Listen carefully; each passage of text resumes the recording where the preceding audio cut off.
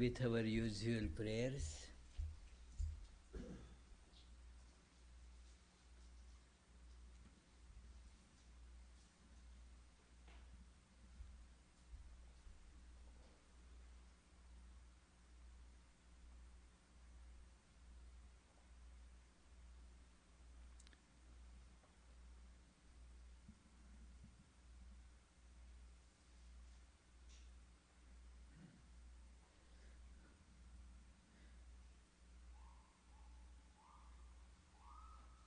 It will appear slowly.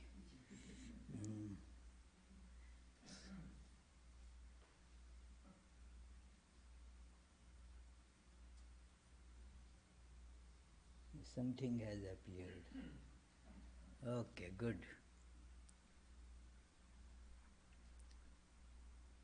तव कथामृतं तप्तजीवनं कविभिरीडितं कल्मषापहं श्रवणमङ्गलं श्रीमदाततं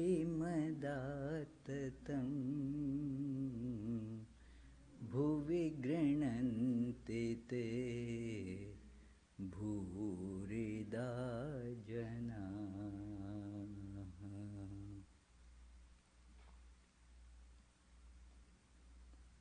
Dear friends,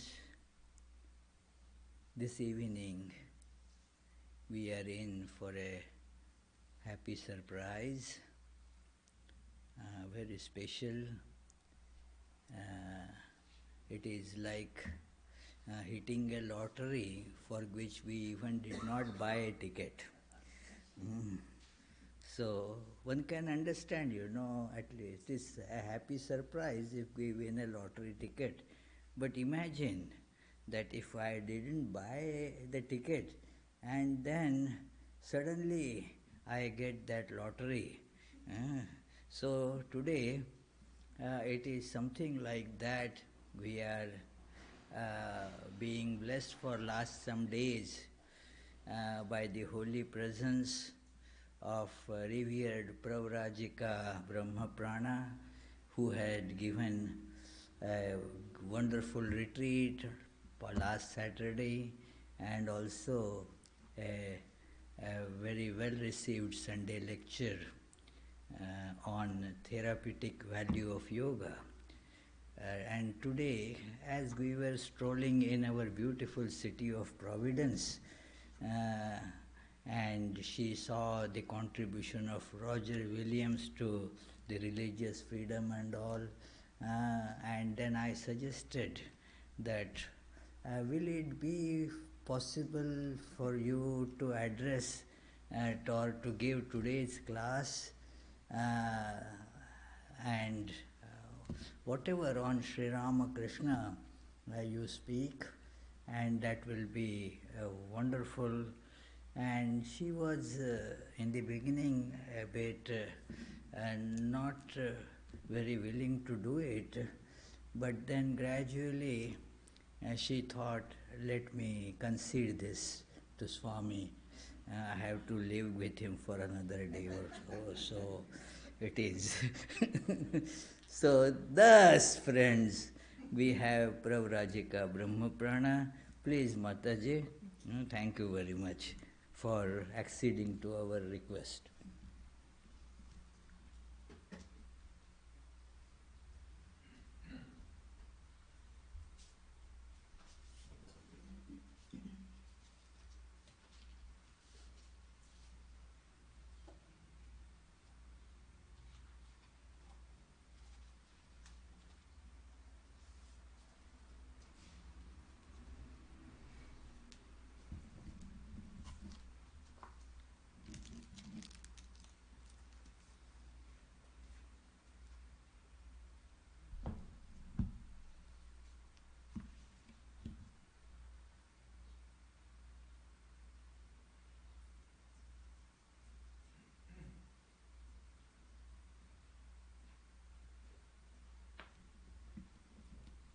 So, friends, Good evening.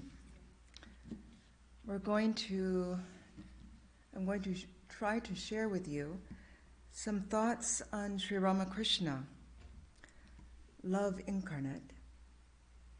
We shared these thoughts in Connecticut, and it's always moving for the speaker to relive these ideas. So I feel that it's more service to me than it is for others. It's a wonderful way to worship by sharing.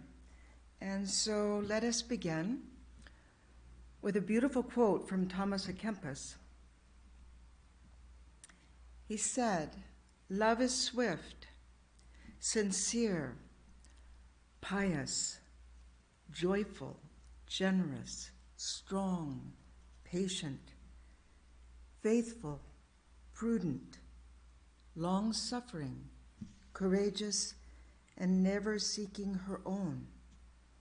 For wheresoever we seek our own, there we fall from love."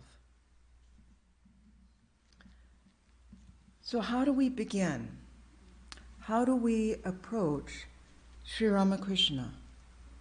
What is the source of his love? Well, we can begin with his divine relationship to Mother Kali, his relationship also with Krishna, Rama, and other forms of gods and goddesses, divine aspects. But the bedrock of his spiritual life was Nirvikalpa Samadhi. That was the source that gave expansiveness, depth, and power to his love for all people and all spiritual paths. Love is swift. For the incarnation bestows illumination through a look, a touch, a word. Swami Shivananda, one of the direct disciples of Ramakrishna, said, "The greatest miracle consists of instantaneously directing a person's mind to God by reducing the layers of his strong impressions stored from birth to birth." It's hard for us to conceive of this miraculous power. Parabhakti, transfiguration, to instantaneously manifest a form of God upon which we are meditating. Swami Ramakrishna said, when Sri Ramakrishna spoke of Sita, he would become Sita altogether, so that there was absolutely no difference between him and Sita. If Vaishnava devotees came to him, at once he would become like Lord Gauranga. He would act, speak, and look just like him. So much so that the devotees would prostrate before him, saying, "We see Lord Gauranga in you." Love is sincere. Swami Premananda said, Sri Ramakrishna descended in the disguise as an unlettered man in order to smash the pride of scholarship. Love is sincere. Sri Ramakrishna would say, "You will certainly realize God if you call on him with sincerity and earnestness." That's all we need. Love is pious. Sri Sarada Devi said, "How kind was the Master's behavior toward me. He never spoke a single harsh word that would hurt me, and he was always most considerate of my welfare." What a model for husband and wife. Love is joyful. Swami Vijnanananda said, in physical appearance, he, Sri Ramakrishna, was like any other man, but his smile was something divine, I have never seen such a smile in my life. When he smiled, a wave of bliss rolled not only over his face, but over his entire body, wiping out all worries and woes of those who saw him. Sri Ramakrishna's form was a symbol of Satchidananda. Again, Swami Vijnananda. Once the master told me, pointing to his own picture, "Look, I dwell in this picture. Meditate on me." All the forms of gods and goddesses are within Sri Ramakrishna's form, Vijnanandaji said. When I look at his luminous form, it seems to me that the master is immersed in the blissful ocean of Satchidananda, transcending the 6 centers of the Kundalini. Satchidananda. Why is the avatar's form a symbol of Ananda? Sri Ramakrishna said, in the course of spiritual discipline, one gets a love body, endowed with love eyes, love ears, and so on. One hears the voice of God through those love ears. The ear of the ear, the eye of the eye, the mind of the mind. We read in the Kena Upanishad. Swami Shivananda said, his hands were so very tender. But why to speak of his hands? His entire body was so. A type of luchi with a hard crust once cut his finger. Again, Swami Vijnananda said, I saw the master's spinal cord was swollen like a thick rope, and that his kundalini power had reached his head. It looked like the hood of a snake, moving with joy. Such descriptions. Such a form, suffused with divine love and power, is a symbol. No, it is synonymous with the divine power, an embodiment of divine love, which he was and is. Love is generous. Sri Ramakrishna could not bear the touch of gold. But about Sri Sarada Devi he said, her name is Sarada. She is Saraswati, the goddess of learning. That is why she loves to adorn herself. And to Fritoy he said, go and see how much money there is in your chest. Have a pair of beautiful armlets made for her. And Sri Ramakrishna was very ill then, but he had armlets that cost 300 rupees made for her, which at that time was exceedingly costly. And he was generous towards those in need. When Sri Ramakrishna accompanied Mathur Babu to his estate in Nadia at tax collection time, he saw how the tenants were in dire straits because the crops had failed for 2 years. Sri Ramakrishna said to Mathur, you are merely mother's steward, and these are mother's tenants. Let mother's money be spent. They are suffering so much, and you won't help them? You must. Love is strong. Sri Ramakrishna was a taskmaster. He didn't allow his disciples to rest. Swami Shivananda said, Sri Ramakrishna would constantly urge us with infinite patience to taste the fruits of realization through our own efforts. He watched our efforts and directed us to go forward according to our temperaments and at our own pace. Sri Ramakrishna had tremendous restraint.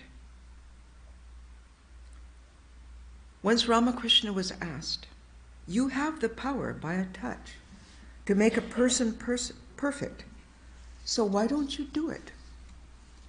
He said, "Because if I did, the person would not be able to keep that perfection. He must grow to it and be ready to take it."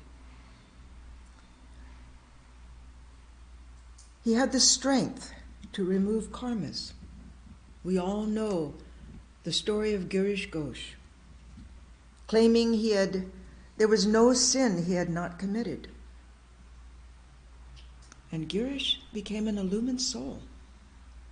He said, he, Sri Ramakrishna, literally accepted my sins and left my soul free. Love is patient. Swami Vivekananda doubted Sri Ramakrishna for 6 years. Swami Ramakrishna said, again and again, doubt of the master rose, and Narayan would shed bitter tears over his lack of faith. But instead of reproaching him, Sri Ramakrishna would weep along with him and strive to comfort him. And still doubt came. Even days before Sri Ramakrishna's passing, Narayan and a few others stood by Ramakrishna's bedside at night, and a thought suddenly flashed across Narayan's mind. The Master has said so many times that he is an incarnation of God. If he now says this in the midst of the throes of death, in this terrible moment of anguish and pain, I am God incarnate, then I will believe. As soon as Narayan thought this, Sri Ramakrishna turned to him. "O my Narayan, are you not yet convinced? He who was Rama and he who was Krishna, he himself is now Ramakrishna in this body, but not in your Vedantic sense, meaning according to which each soul is potentially divine, but actually so." Narayan was dumbfounded, and he was stricken with remorse and shame for doubting his beloved Master.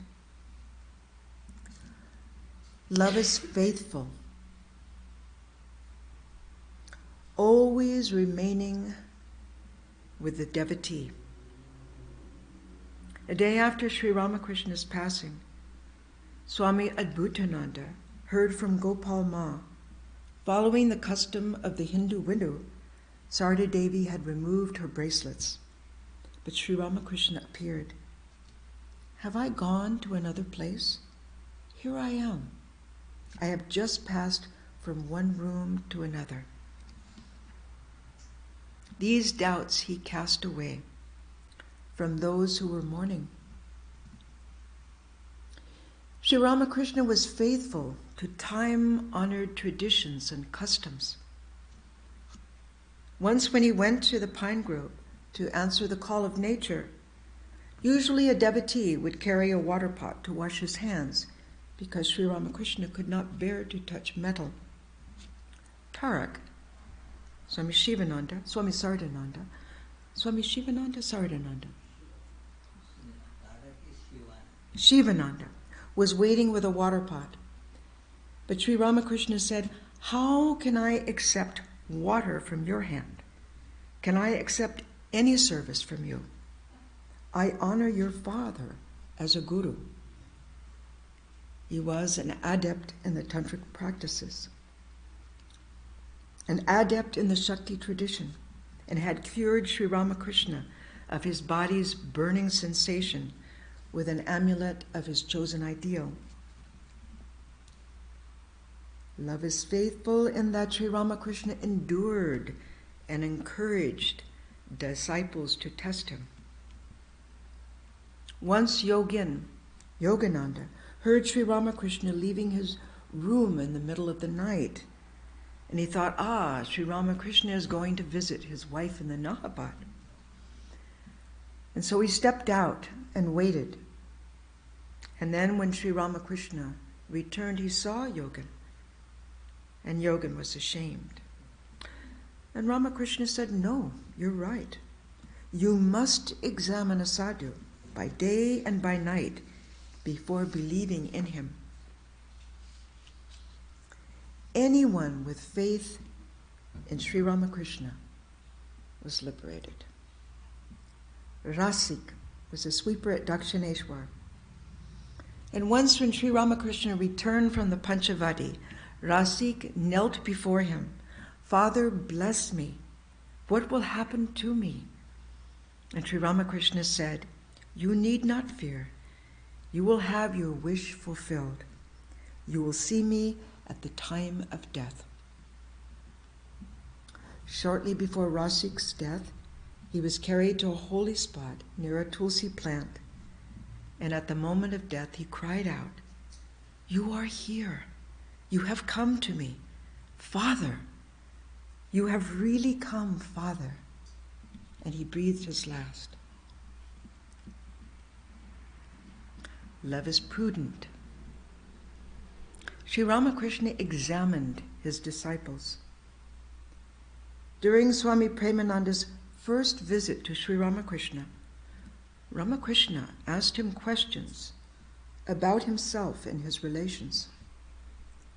And according to Swami Premananda, he then began to examine the features of my face, hands, feet, and so on.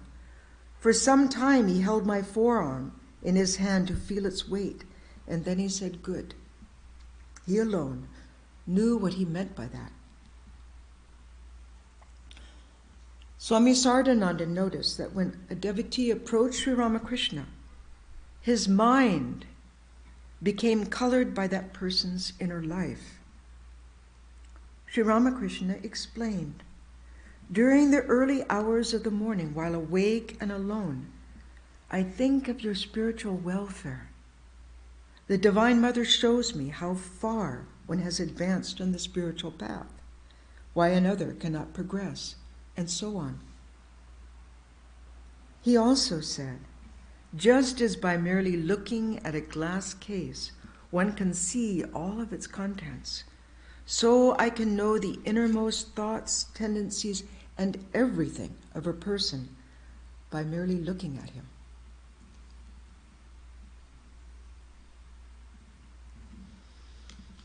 He was very observant towards his disciples' progress in spiritual practices. At the Kasipur garden house, Swami Shivananda said, the Master encouraged us in this. He would call us individually and guide our spiritual disciplines. He kept himself informed on the progress we made in meditation and the kinds of visions we were having. On Kalpataru Day, even on that day, Sri Ramakrishna did not touch everyone. There are one or two devotees that he did not, saying that they would have illumination later, that nothing happens until the time is ripe. His spiritual advice was always divinely inspired. Once he was asked by Sikh soldiers, how can we live in the world that we may realize God? And suddenly Sri Ramakrishna saw before him a husking machine and a person carefully pushing paddy so that the pestle did not crush the hand. He said, Mother showed me that a person engaged in worldly activities should always be mindful not to become entangled, mindful that such affairs are not ours. And he tested his disciples. Sri Ramakrishna was always overjoyed to see Narayan, but suddenly that changed. Narayan would come, he would salute him, he would sit before him, but Sri Ramakrishna began to avoid looking at him or engaging in conversation with him.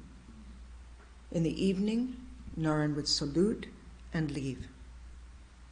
This test lasted 1 month, until Sri Ramakrishna finally said to Narayan, Why do you come here when I do not speak a word to you? And Narayan said, it is not your words alone that draw me. I love you, and I want to see you. Therefore I come.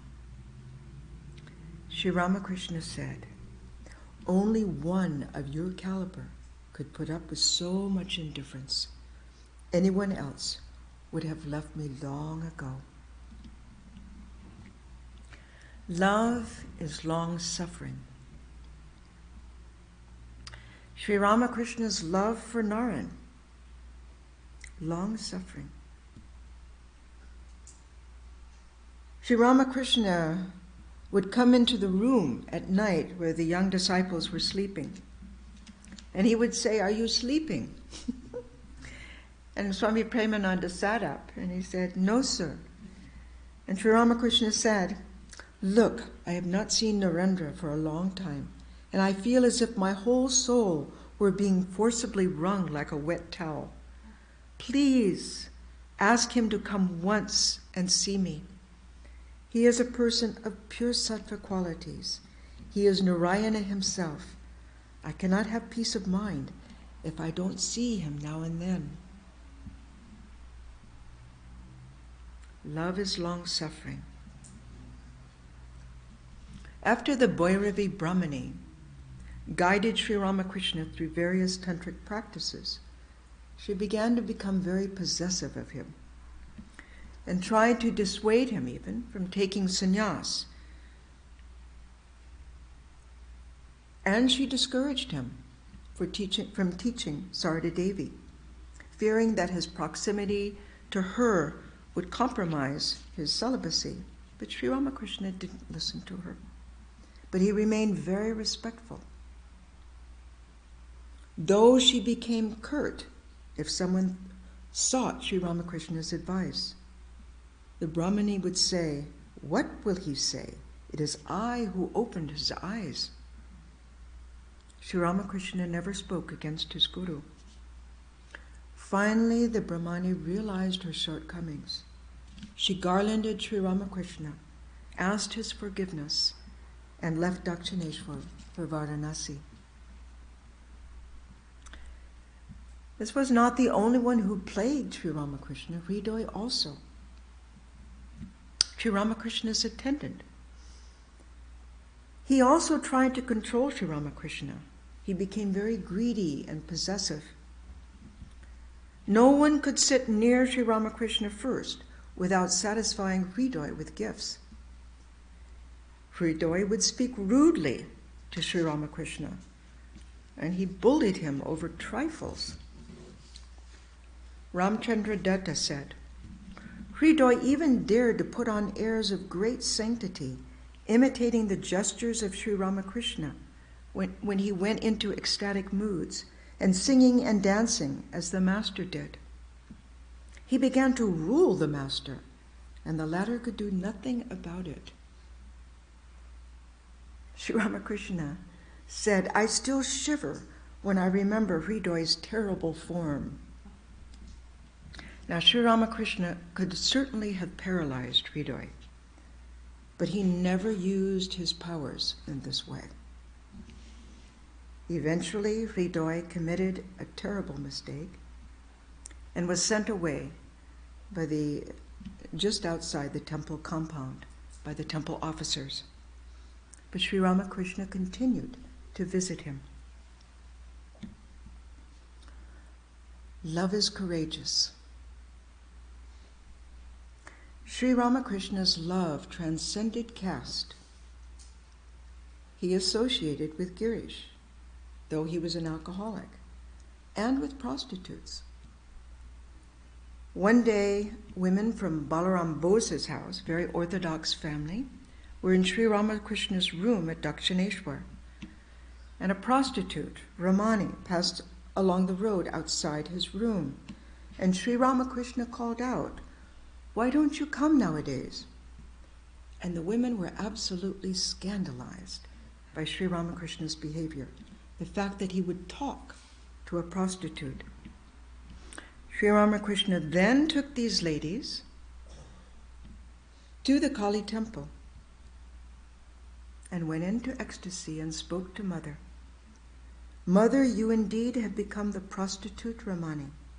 You have become both the prostitute and the virtuous woman. This was a great lesson to those women. They understood then that Sri Ramakrishna spoke to Ramani because he saw her as the mother herself, and they also lost their pride of their own virtue, realizing that it was only because of Mother's will. Sri Ramakrishna had the courage of Sarva Mukti, of that ideal, which became the Bodhisattva ideal in Buddhism. Swami Premananda said, once I told Sri Ramakrishna that my goal in life was to attain nirvana. Sri Ramakrishna reproached him, saying, those who seek nirvana are selfish and small-minded. He was speaking to an ever-free soul. They're full of fear. They're like those parcheesi players who are always eager to reach home. An amateur player, once he sends his piece home, doesn't like to bring it out again. Such players are unskilled. But an adept player, he said, is never afraid of coming out again if by doing so he gets an opportunity to capture an opponent. Then he rolls the right number and returns home once more. It seems that whenever he rolls the dice, the right number comes up for him. So do not fear. Play without any fear. Swami Premananda was an ever-free soul like Vivekananda. He came for the good of the world, and it is said that in whichever direction he looked, all upon whom his glance was cast became liberated. Such was the power. Love never seeks her own, even in small matters. Kali Maharaj, Swami Abhedananda, used to catch fish, and he would reason that the Atman is immortal.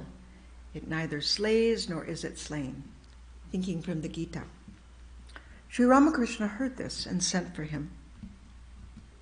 He said, what you're saying is true, but at your state of development, before you have realized the Atman, it is not good to discriminate in that way and kill any creature. You should know that realization of the Atman is a state of attainment beyond all logic and reason. He who attains that state feels compassion for all beings. A holy man is freed from all samskaras, but the thought wave of compassion stays with him to the last moment of his life. Never give up the ideal of a holy man.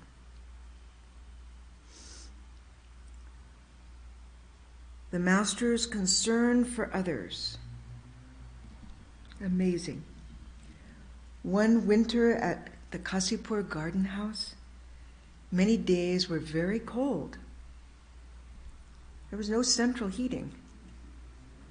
One Shashi, Swami Ramakrishnananda, hurried outdoors in the middle of the night with just a thin cloth on. And in Swami Ramakrishnananda's own words, when I came back into Sri Ramakrishna's room, I saw that, sick as he was, he had gotten out of bed and had somehow crawled across the room and was now reaching up for something hanging on a hook. I scolded him. What are you doing? The air is very chilly and you shouldn't be up. And Swami Ramakrishnananda said, the Master held out his own dressing gown, a shawl, and in a weak voice filled with concern and love, he said, I didn't want you to be cold. Please take this. Swami Ramakrishnananda said, I never felt worthy of keeping the Master's own cloth, and later gave it to Swami Brahmananda. The Guru always wishes that the disciple surpasses him or her. Sri Ramakrishna used to pray, "Mother, may these children of mine surpass me in spirituality."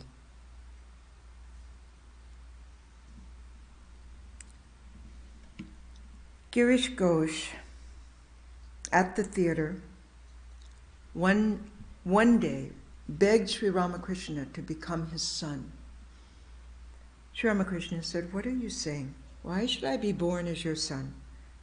And then Girish abused him. Latu Maharaj, Swami Adbhutananda, who was Sri Ramakrishna's attendant, was just about ready to pick up a stick and beat Girish. And one devotee, Deven Babu, intervened and said, "Since the master is bearing all this, why should you raise your stick?" Then Sri Ramakrishna left in a carriage for Dakshineshwar. Deven Babu told Sri Ramakrishna of the incident, and Sri Ramakrishna said to Latu, "How awful if you had hit Girish. Didn't you notice how after abusing me, he fell to the ground and took the dust of my feet?" There were many devotees who felt Sri Ramakrishna should stop going to Girish's theater. But Sri Ramakrishna asked Ram, "What do you have to say?" And Ram replied, "The serpent Kaliya told Krishna, 'Lord, you have given me only poison. Where can I get the nectar to offer you?' It's the same with Girish. Where will he get nectar?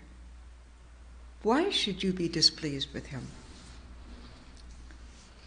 Sri Ramakrishna then said, "Take us in your carriage to Girish's." Meanwhile, Girish was so repentant of how he had treated Sri Ramakrishna, he was weeping. And when he saw Sri Ramakrishna, he fell at his feet. Only when Sri Ramakrishna told him to get up did he arise. And then Girish said, "Master, if you hadn't come today, I would have concluded that you still had not attained that supreme state of knowledge where praise and blame are equal, and moreover, that you should not be called a Paramahamsa. I would have considered you to be an ordinary man, like us, but today I have understood that you are the Supreme One. You will not be able to hide this from me anymore. I shall never desert you. My welfare is now in your hands."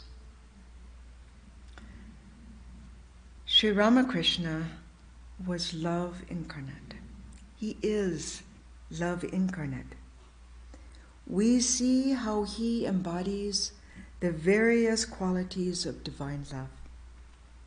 He manifests these aspects because he was a manifestation of divine love. Love incarnate and all that that means. The avatar, one who crosses over, is love incarnate, is the heart of the universe. The avatar is the Ananda aspect of Satchitananda, bliss, joy, which is love. And what does that mean? He is centered in this bliss-filled universe. Sri Ramakrishna knew and manifested his heart's beloved to each of the seekers who sought him. On January 1st, 1886, what we know to be Kalpataru Day at Kasipur Garden House, Sri Ramakrishna gave a taste of that experience to those devotees who were there. As the devotees touched his feet, he revealed his divinity. Vaikuntha Sanyal described his experience. "A wonderful change came across my mind. I began to see the Master's gracious, smiling, and luminous form in the sky, the houses, the trees, all human beings, and in everything else I saw in all directions. I was overwhelmed with extreme bliss and called out, "Oh, come you all, wherever you are, come." That spiritual mood and vision continued for some days. Even in the waking state, I was amazed and spellbound by seeing the Blessed Master in all things. This was a vision of the cosmic form of Sri Ramakrishna. On the eve of the holy festival at Kasipur, Sri Ramakrishna touched his heart with the palm of his hand, then made a circle around himself with his finger. And Sri Ramakrishna said to Narayan, "Tell me what I have indicated." Narayan said, "Holy Sir, the whole universe has emanated from you." Sri Ramakrishna smiled. He said to Rakal, "Now Narayan understands me." So this is the mystery of Sri Ramakrishna, the God of love and love incarnate, the heart of this bliss-filled universe. Thank you.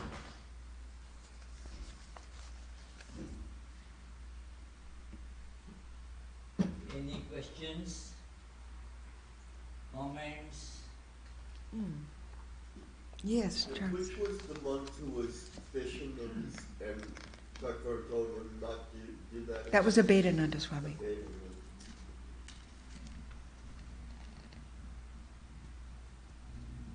There's so many beautiful stories in Sri Ramakrishna and his divine play. It's the Lila Prasanga is my favorite book on Sri Ramakrishna. Just so many secrets on spiritual life revealed, so many secrets about Sri Ramakrishna. And the unusualness of that book, it is written by a disciple of Sri Ramakrishna who lived with him, and all of the accounts that come forward and placed in that book are from first-hand experiences or from people who were living at that time, who related their experiences. It's a powerful, powerful scripture. Yeah. Did Swami Vedanta especially like chanting? I think there's a Saturday chant that the prayer. Was that Prakriting? Yeah. Yeah, Prakriting, yes, beautiful chant. Yes, yes, yes. There are many, many beautiful chants written by Swami Abhedananda. Ah, Yeah, many songs on Sri Ramakrishna. oh, Actually, the puja mantra that we chant at that Sri Ram meditation on Sri Ram. yeah, Bhimama Parama. Yeah, that is by Swami Abhedananda. Oh, thank you for sharing that. Many, many, Yeah. many hymns. Wonderful. Many beautiful hymns are written by Swami Abhedananda on Sri Ramakrishna. Yeah. You told that Sri Ramakrishna used to get burning sensation, and it was cured by the amulet which was given by the father of Tarak. The burning sensation you're referring to. Yes, yes. I believe that's in the Lila Prasanga. Yes, that is in the Lila Prasanga, yeah. Is that, can that be really cured by amulet and all these things? Well, you have to realize that Sri Ramakrishna was an avatar, and those people who attended on him were very special. You remember when he was in Nirvikalpa Samadhi, and a holy man just happened to appear and force feed him during that 6-month period. So these things happen with these great souls. Do you know of any other instances where the amulet, and I don't know of any instances offhand where we have seen that kind of burning sensation. I mean, it's extraordinary. An ordinary human being wouldn't be able to withstand that. I mean, he literally burnt the ground with the heat of his body. It's incredible. We can't even imagine. The cause of that burning sensation is important. If the cause of the burning sensation is some physical other problem, then probably putting the amulet will not be able to cure Right, it. right. Some medication may be Yeah. needed. That yearning, yearning, that extraordinary yearning. Because of the yearning, he got burning sensation. Tremendous yearning for God. Can't even imagine. In Leela Prasanga, there is in the Divine Play book, there is a full section on Sri Ramakrishna having this burning Yes. sensation as an outcome of tremendous yearning. Yes. Yeah. That's such an amazing... Yeah. like these are the secrets of the avatar, and when we read these descriptions, we begin to understand, for me, better about Jesus' life. Many things that I was very skeptical about, but which ring true across the board with the avatar. Yes, what was the question? Forgive me, I'm a total novice at this. I was interested in the story about when Sri Ramakrishna stopped talking to Yes. his Uh-huh. disciples.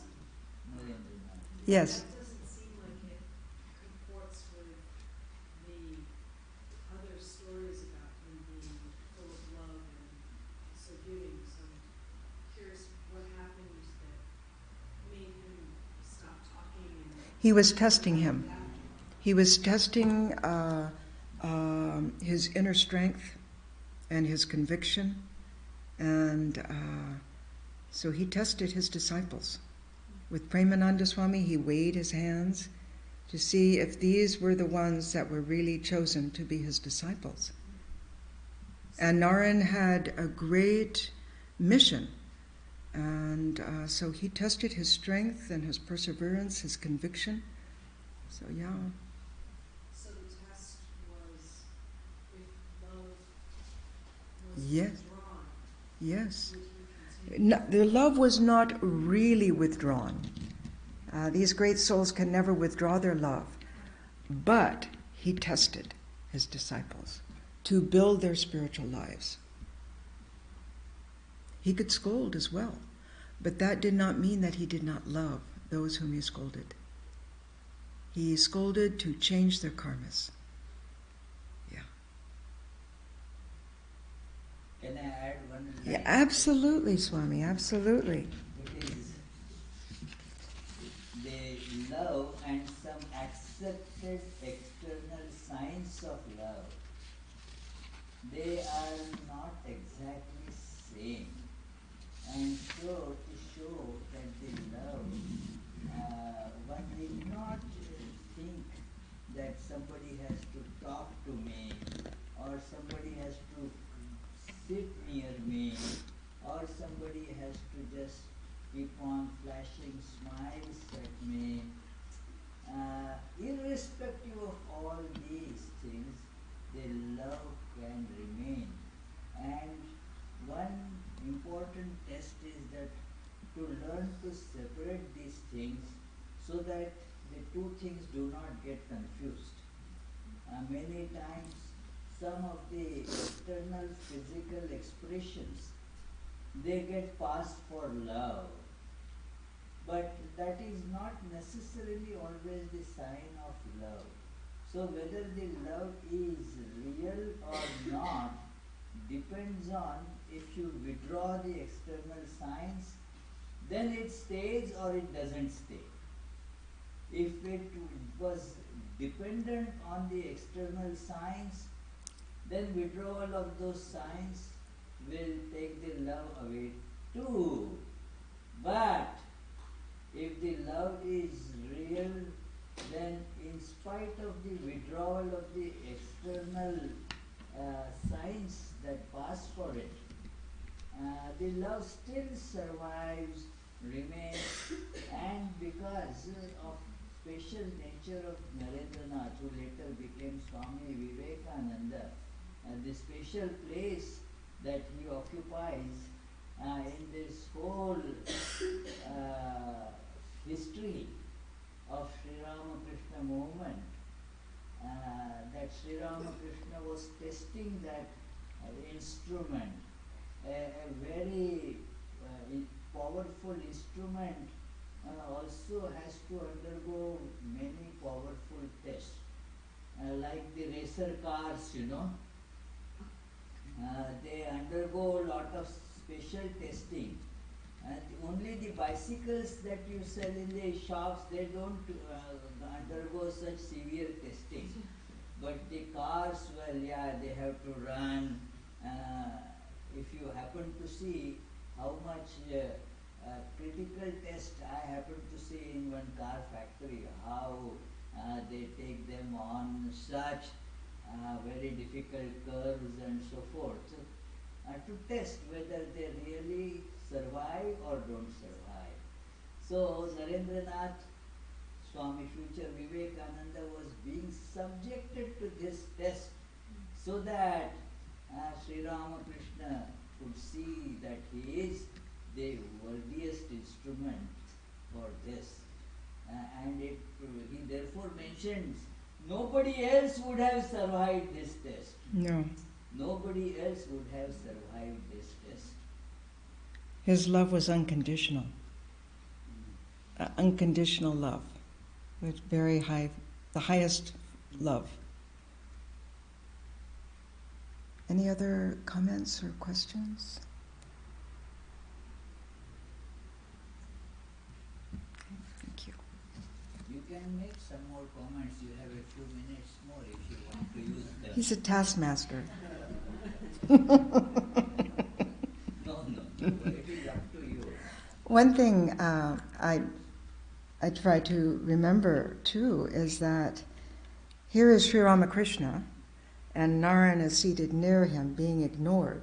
But what is Ramakrishna generating?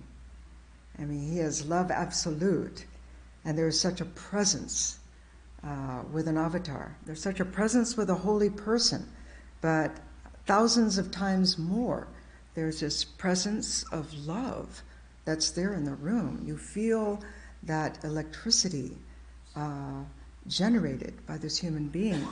It's an attraction. It's a tremendous attraction. It wasn't so much of a test. Huh? It wasn't so much of a test. Well, but still, that this embodiment of love would ignore me on a human level, I'd have wounded pride and perhaps would not be able to see beyond it. But Narayan, he could. So he was a very special being. Yeah. So to say that different from a car, a test for a person makes the person strong.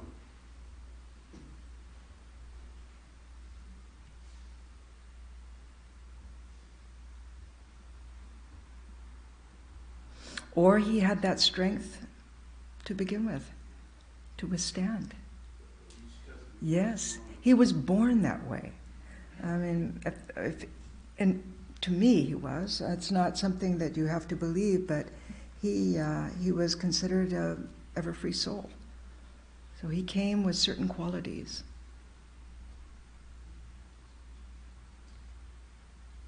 Anybody else? Don't be shy. Yes.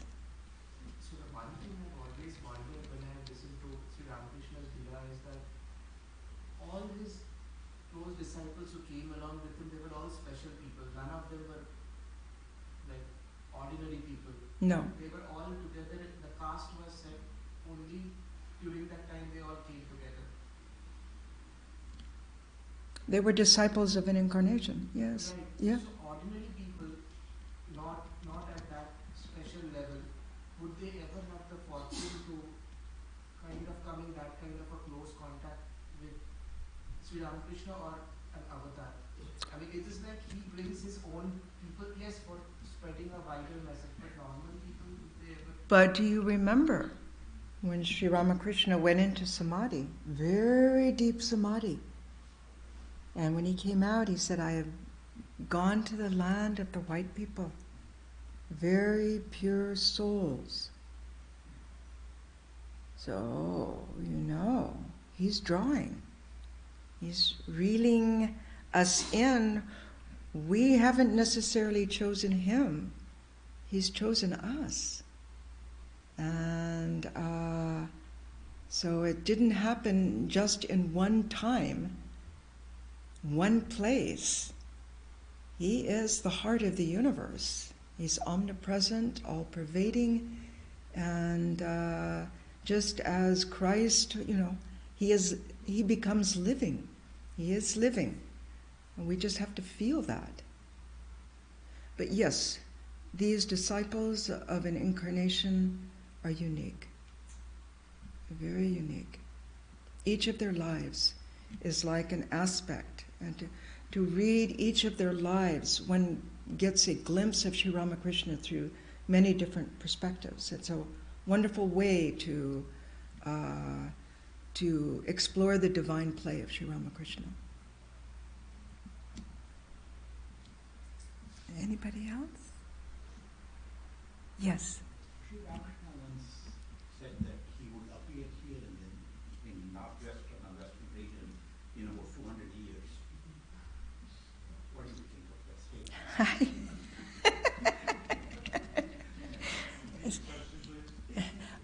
Sri Ramakrishna prophesied that in 200 years he would appear in the northwest of India, was it? Who knows? He didn't mention, so we can all speculate. Next time somebody walks through the door, is that Ramakrishna?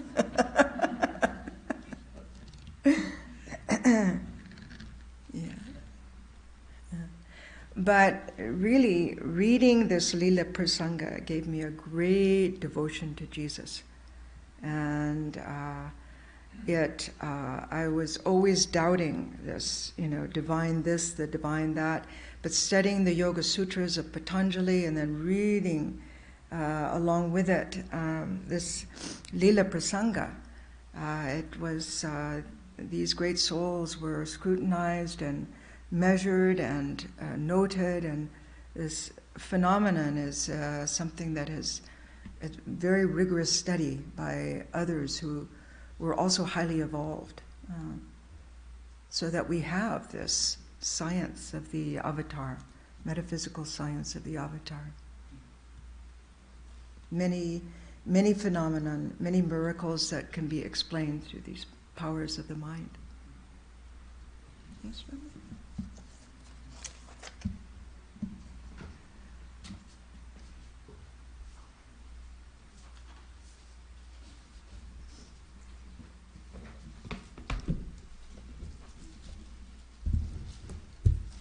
Many thanks, revered Brahmaprana Mataji, for this very illuminating discussion. Sri Ramakrishna as embodiment of love. And on behalf of our small but very high quality congregation, don't look at me, look at the congregation,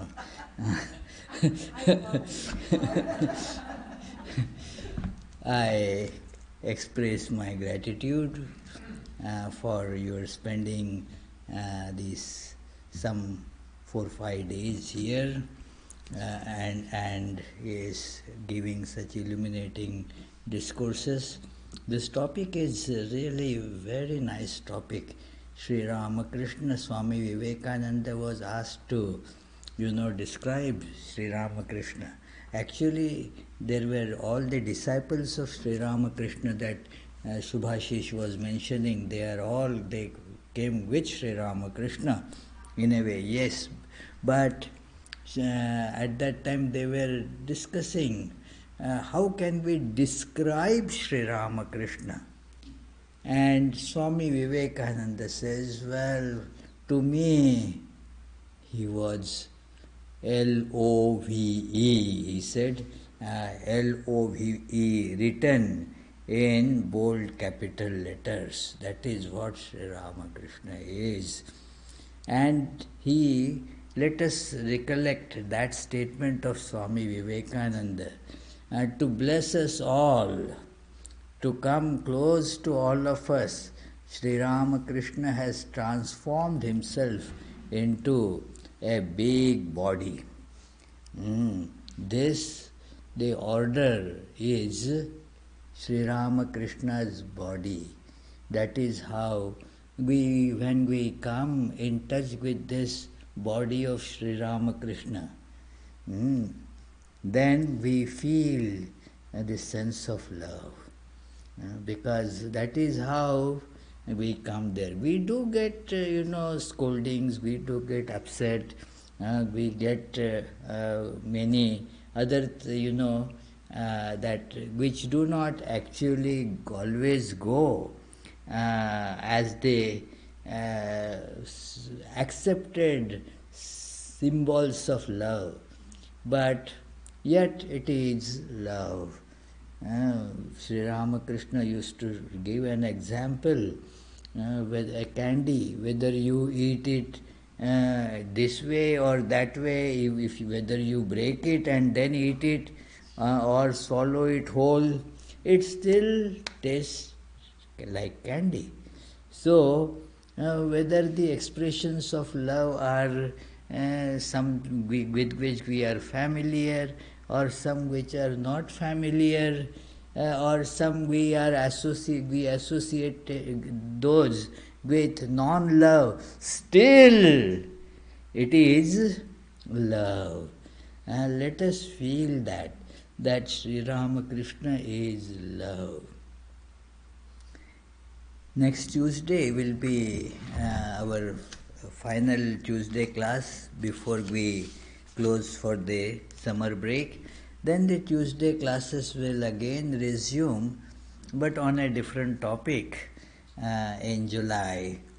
And then hopefully we will be able to continue discussion on Sri Ramakrishna Leela Prasang, that translated name Sri Ramakrishna, the divine and his divine play.